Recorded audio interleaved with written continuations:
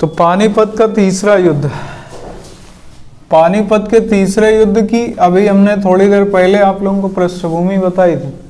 और पानीपत के तीसरे युद्ध की पृष्ठभूमि क्या थी? तो सबसे पहले हमने बताया कि 1757 में वजीर बदला गया, और इस वजीर का नाम क्या था? नजीम-उद-दौला। और नजीम-उद-दौला के स्थान पे कौन वजीर बनाया गया? मीर बख्शी, जिसका नाम था अहमद शाह बंगस। अहमद शाह बंगस को वजीर बनाने वाले मराठा सरदार थे जिनका नाम था रघुनाथ राव। रघुनाथ राव ने ये एक बड़ा परिवर्तन कर दिया, लेकिन इसके बारे में पेशवा को जानकारी नहीं है। मराठाओं ने इसके बाद फिर आपके हुए जिनका नाम था मल्हार राव होलकर। इसके बाद मल्हार राव होलकर ने क्या किया? तो मल्हार राव होलकर ने इसी के तुरंत बाद उन्होंने पंजाब पे आक्रमण कर दिया। और पंजाब का इस समय शासक कौन था? तो पंजाब का शासक हुआ करता था तैमूर शाह। तैमूर शाह जो है ये पुत्र है अहमद शाह अब्दाली का। इससे मराठों ने क्या किया? पंजाब के आसपास के क्षेत्र जैसे लाहौर, सरहिंद, ये सारे क्षेत्र इन लोगों ने छीन लिए। मराठा शक्ति का जो सपना हमने बताया कि देखा था बाजीराव प्रथम ने कि अटक से कटक तक मराठा ध्वजा फहराएगी, उसको लेकर के यहाँ पर आकर के मराठा ध्वजा आपकी पहुंच गई कहाँ तक? तो अटक तक वो पहुंच गई, यानी सिंधु तक ये लोग पहुंच गए। इसके बाद जब तैमूर शाह से भी पंजाब का शासन छीन लिया तो इसने जाकर के अपने पिता अहमद शाह से बताया, और इसी का प्रतिनिधि नजीम-उद-दौला, उसको पहले हटा दिया गया था दिल्ली से, मीर बख्शी के पद से। तो इन दोनों ने जाकर के बताया अहमद शाह अब्दाली को। अब अहमद शाह अब्दाली वहां से उसने तुरंत तैयारी करी और यहाँ से पानीपत के तीसरे युद्ध की पृष्ठभूमि तैयार हो गई। हुआ ये कि अहमद शाह अब्दाली इसके पहले भारत में कितने आक्रमण कर चुका था? तो 4 आक्रमण कर चुका था। अब अहमद शाह अब्दाली अपने 5वें आक्रमण के लिए तैयार था, और उसने भारत में अपनी सत्ता को पुनः स्थापित करने के लिए, या कह सकते हो कि भारत में अपना वर्चस्व स्थापित करने के लिए, या मराठों को एक तरीके से कमजोर करने के लिए उसने यहाँ पर आक्रमण करने की तैयारी करी। और ये जो पानीपत का युद्ध है ये अहमद शाह अब्दाली का भारत में होने वाला 5वां आक्रमण।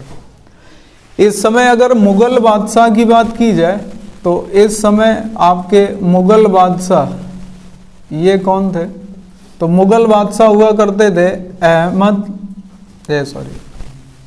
इनका नाम था शाह आलम, और शाह आलम द्वितीय ये मुगल बादशाह हैं।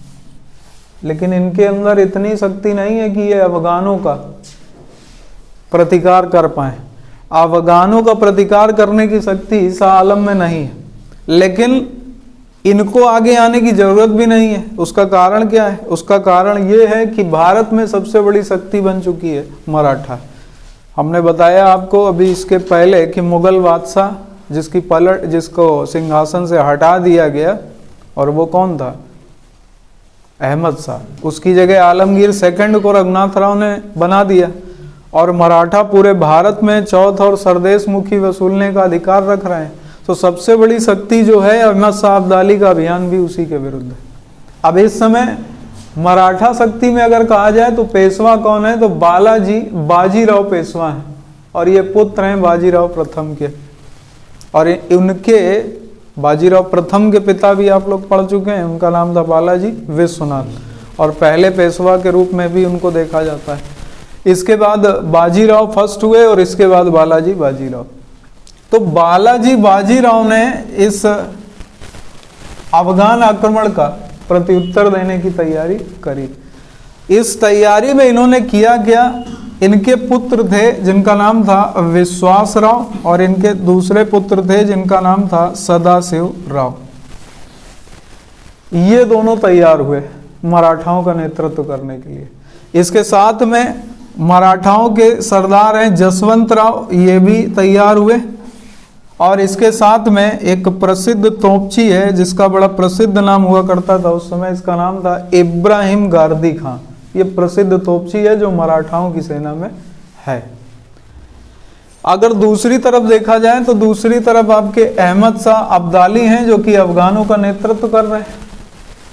और सबसे इंपॉर्टेंट बात कि ये जो पानीपत का तीसरा युद्ध है इसकी डेट क्या है, तो 14 जनवरी 1761। और पानीपत का तीसरा युद्ध जो लड़ा गया ये किसके किसके बीच हुआ, तो ये अफगान और मराठाओं के बीच में लड़ा गया। अहमद शाह अब्दाली का पक्ष अगर देखा जाए तो अहमद शाह अब्दाली के साथ उसका पहली बात तो उसका बेटा है तैमूर शाह, उसके साथ साथ मीर बख्शी भी है, नजीमुद्दीन, इसके साथ में भारत के कुछ लोग भी जुड़ गए। जैसे यहां से आपके अवध के नवाब हुआ करते थे जिनका नाम था सुजाउद्दौला, और इनका नाम अभी आप आगे भी पढ़ेंगे जो कि बक्सर के युद्ध में पढ़ेंगे। अवध के नवाब हुआ करते, इन्होंने देखा कि अहमद शाह अब्दाली ने आक्रमण किया तो ये तुरंत भारत में मराठाओं का साथ देने की जगह ये पहुंच गए किसकी तरफ, अफगानों का पक्ष ले लिया जाए। अब यहां से एक बात और भी ये समझ में आती है कि जब संकट का समय होगा तो बात कहां तक पहुंचती, तो इन्होंने पक्ष पकड़ लिया जाके अफगानों का। एक बात और, यहां पर एक दूसरा भी नवाब है जिसका नाम है हफीज रहमत खां या हाफिज रहमत खां। ये कहाँ का है, रुहेलखंड का। उत्तर यूपी स्पेशल के पेपर में एक क्वेश्चन पूछा जाता है कि रुहेलखंड के अंतर्गत कौन कौन से क्षेत्र आते हैं, तो एक बरेली, बदायूं और फर्रुखाबाद का ये क्षेत्र आपका रुहेलखंड के अंतर्गत आता है। बाकी जब यूपी स्पेशल पढ़ाएंगे तो उसमें आपको बताएंगे कि कहाँ कहाँ रुहेलखंड, बघेलखंड और बुंदेलखंड तीनों के अलग अलग जिले हैं जो वर्तमान के उत्तर प्रदेश को अलग अलग रूप में। तो अभी रुहेलखंड की बात है तो बरेली, बदायूं और फर्रुखाबाद का क्षेत्र ये आपका है रुहेलखंड का क्षेत्र। अब यहाँ पर हुआ क्या, युद्ध हमेशा वो जीतता है, ये बात युद्ध में भी होती है और ये बात वास्तविक जीवन में भी होती है कि युद्ध हमेशा वो जीतता है। पहली बात तो जिसका युद्ध के प्रति समर्पण होगा, युद्ध वो जीतेगा, चाहे आपके कंपटीशन का युद्ध हो चाहे। और दूसरी बात, विजय उसको मिलती है जो सामने वाले को सरप्राइज कर दे। सरप्राइज करने का मतलब ये है कि ऐसी कोई टेक्निक जो सामने वाले को पता ना हो या उसका आकलन ना हो कि ऐसा भी किया जा सकता है, युद्ध वो जीतता है। इसके उदाहरण आपके सामने हैं, चाहे वो पानीपत का पहला युद्ध हो, वो भी आप लोग पढ़ चुके हैं, और उसको हमने बताया कि 21 अप्रैल 1526 को ये युद्ध लड़ा गया था और बाबर और इब्राहिम लोदी के बीच में लड़ा गया। इब्राहिम लोदी दिल्ली सल्तनत का सुल्तान है और इतना बड़ा सुल्तान है कि उसके खिलाफ बाबर को खड़े होने की कायदे से अगर देखा जाए तो हिम्मत भी नहीं होनी चाहिए। केवल 10 से 12 हजार की सेना है बाबर के पास, और अगर इब्राहिम लोदी की बात करी जाए तो बहुत बड़ी सेना है, 1 लाख से ऊपर की सेना वो रखता है। लेकिन फिर भी बाबर ने हरा दिया इब्राहिम लोदी को। उसका कारण ये है कि कभी भी भारत में, उत्तर भारत के युद्धों में तोप में बारूद के गोलों का प्रयोग नहीं हुआ, और उसने जब अपनी तुलगमा युद्ध नीति के तहत उस्मानी या रूमी विधि का प्रयोग किया और तोप के गोले लगना शुरू हुए तो इब्राहिम लोदी के लिए सरप्राइज था। उनके साथ में ग्वालियर के राजा भी हैं, राणा विक्रमजीत सिंह।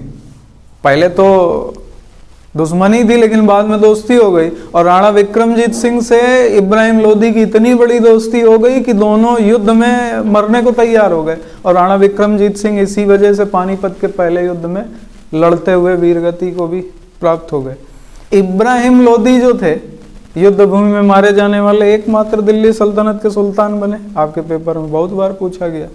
तो यहाँ से हम लोगों को 2-4 बातें स्पेशल रूप में ध्यान रखनी चाहिए कि युद्ध हमेशा वो जीतता है जो सामने वाले को चकित कर दे, यानी सरप्राइज कर दे। पानीपत का चाहे पहला युद्ध हो तो भी सरप्राइज किया बाबर ने इब्राहिम लोदी को, पानीपत का चाहे दूसरा युद्ध हो उसमें भी चकित किया किसने, ईरानी तीरंदाजों की एक बटालियन लेकर के आया बैरम खां, और उसने देखा कि हेमू को हरा पाना, अकबर तो दूर से देख रहा है कि ये हेमू किस तरीके का लड़ाका है। 5 नवंबर 1556 पानीपत का दूसरा युद्ध, अफगानों का नेतृत्व कर रहा है हेमू। बैरम खान ने कहा अब टेक्निक चेंज करनी पड़ेगी और तीरंदाजों से कहा कि तुम निशाना मत लगाओ, तुम सीधे निशाना आंख में लगाओ, एक भी पड़ गया तो काम हो जाएगा। और पड़ गया। जीतना तो हेमू को चाहिए था। ऐसा क्यों? क्योंकि योद्धा था वो। और पानीपत का तीसरा युद्ध भी सरप्राइज से जीता जाएगा। कैसे? यहां पर हुआ यह कि मराठा एक पैटर्न को फॉलो करते थे, और अगर शिवाजी की बात की जाए तो गुरिल्ला युद्ध पद्धति का प्रयोग करते हैं। छापामार युद्ध शैली, हमने बताया कि अहमदनगर के वजीर मलिक अंबर ने पहली बार उसको लिया, उसके बाद उससे शिवाजी ने ले लिया, वो पद्धति सीखा। मतलब मराठों का लड़ने का एक पैटर्न है और वो एक पैटर्न से लड़ते हैं। इस युद्ध में बालाजी बाजीराव नहीं गए, उनके पुत्र और मराठा सरदार गए और तोपची इब्राहिम गारदी गया। इनको ये पता था कि तोपें ही ज्यादा से ज्यादा ये लाएगा, तो इन्होंने सबसे बड़ा तोपची रखा अपने पास, इब्राहिम गारदी। अब हुआ क्या, जैसे ही ये युद्ध शुरू हुआ, मराठा पहले चरण में हावी रहे अहमद शाह अब्दाली के ऊपर, लेकिन अहमद शाह अब्दाली ने पैटर्न को जैसे ही अपना, जिसको कहते हैं नहीं ट्रम्प कार्ड, जैसे ही उसने अपना ट्रम्प कार्ड यूज किया, मराठा पीछे होने लगे इस युद्ध में। कैसे? मराठे बहुत ही मेहनत और शौर्य के साथ लड़े अहमद शाह अब्दाली से। इब्राहिम गारदी की जो तोपें हैं, ऑन टाइम पर कहा जाता है कि इन तोपों ने काम करना बंद कर दिया। मतलब तोप में गोला डाला जा रहा है, दागा जा रहा है, लेकिन तोपें चली नहीं रही। ऑन टाइम पे यहां पर ये हो गया। अब इसके पीछे एक कारण यह भी माना जाता है कि अहमद शाह अब्दाली की कुछ ऐसी योजना पहले से थी कि उसने तोपों को या तो खराब करवा दिया और या तो तोपों में गद्दारी करवा दी इब्राहिम गारदी से। अब क्या था, ये तो पास्ट यानी कि भूतकाल में दफन, कि इब्राहिम गारदी ने ऐसा तो नहीं कि लास्ट टाइम में ही अहमद शाह अब्दाली ने कुछ इनको दे दिया हो रेवेन्यू, जिसको आप बोलते हैं खर्चा पानी, तो इस वजह से तोपें ना चल रही हो। इधर क्या हुआ, अहमद शाह अब्दाली ने एक बड़ी नई टेक्निक का यूज किया, ये भी हम बताते हैं। इसने किया क्या, इसने छोटी छोटी तोपें लेकर के ये आया था, और छोटी छोटी जो तोपें थी, ये इसने तोपें ऊंट के ऊपर चढ़वा दी थी, ऊंट के पीठ पर रखवा दी थी तोपें, और इनको कपड़े से ढकवा दिया था। और ऐसी तोपें थी ये कि छोटी थी, मतलब उठा करके ऊपर रखी जा सकती थी, और इन पर एक आदमी बैठ करके ये चारों तरफ, यानी कि ये कहा जाए कि 360 फायर कर सकती थी, चारों तरफ घूम घूम करके। ऐसी तोपें ये लेकर के आए। मराठे इस बारे में परिचित ही नहीं थे कि ऐसी भी कोई तोप हो सकती है कि ऊंचाई से गोले दागने लग जाए। अब मराठा तो नीचे हैं, ऊंट बड़ा हाइट पे है, और उसके ऊपर तोपें लदवाई हैं अहमद शाह अब्दाली ने, और उसके बाद 360 डिग्री पे इन तोपों से गोले फायर होना शुरू हुए। उसने पूरा मुंह खोल दिया सारी तोपों का और बोला कि इनको पूरी तरीके से प्रेषित कर दिया। इतना बड़ा विध्वंस करवाया, इतना बड़ा विध्वंस किया अहमद शाह अब्दाली ने कि इस युद्ध में पेशवा बालाजी बाजीराव के पुत्र विश्वासराव, सदाशिवराव, ये जितने भी लोग हैं, ये सब युद्ध में मारे गए। इसी युद्ध में इनके दोनों पुत्रों का, इनकी भी मृत्यु हो गई, यानी वीरगति को प्राप्त हुए युद्ध में लड़ते हुए। अंत में इस युद्ध में जो कहा जा सकता है कि ये विजय किसकी हुई, तो इसमें विजयी रहा अहमद शाह अब्दाली, यानी इस युद्ध की विजय अफगानों के हाथ लगी। अब एक बात और, इस युद्ध में जब अफगान विजयी हो गए, इतना बड़ा नुकसान हुआ था मराठा साम्राज्य को कि उसी समय इन दोनों पुत्रों के मरने की सूचना कोड वर्ड में पहुंचाई गई थी पेशवा बालाजी बाजीराव को, और कोड वर्ड में कोड ये यूज किया गया था कि वहां से निकलने वाले व्यापारियों ने इस सूचना को बाजीराव तक पहुंचाने के लिए केवल इतना आकर के कहा था कि युद्ध में पूछा गया कि भाई युद्ध में क्या हुआ, कोई सूचना, तो उन्होंने आकर के कहा कि युद्ध में हमारे 2 मोती 2 मोती का मतलब एक विश्वासराव और एक सदाशिवराव, युद्ध में हमारे दोनों मोती विलीन हो चुके हैं। कहा जाता है कि यही खबर सुन करके पेशवा बालाजी बाजीराव को सदमा पहुंचा और इसी सदमे से पेशवा बालाजी बाजीराव का निधन हो गया। और जब पेशवा बालाजी बाजीराव का निधन हो गया तो इसी के बाद अगले नए पेशवा 1761 में ही बने, जिनका नाम था माधवराव। तो अगले पेशवा बन जाएंगे, इस सदमे से इनका भी निधन हो जाएगा।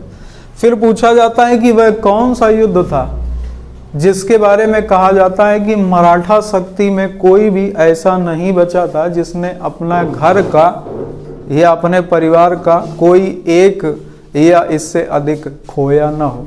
यानी मराठा परिवार में हर परिवार ने अपना कुछ ना कुछ खोया था इसमें, या किसी न किसी जनहानि को खोया था, या कुछ ना कुछ नुकसान पूरी मराठा शक्ति को हुआ।